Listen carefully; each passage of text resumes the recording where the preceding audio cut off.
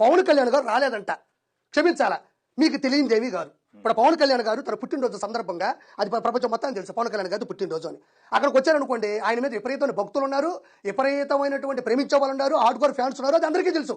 ఒకవేళ ఆయన ఆ ప్రజలకి ఏదైనా చేద్దామని వచ్చారనుకోండి, హ్యాపీ బర్త్డేలు, ఒకరేమో అక్కడ మునిగిపోతుంటారు, ఒకరే ఇక్కడ అన్నలకు లేకుండా ఏడుస్తుంటారు.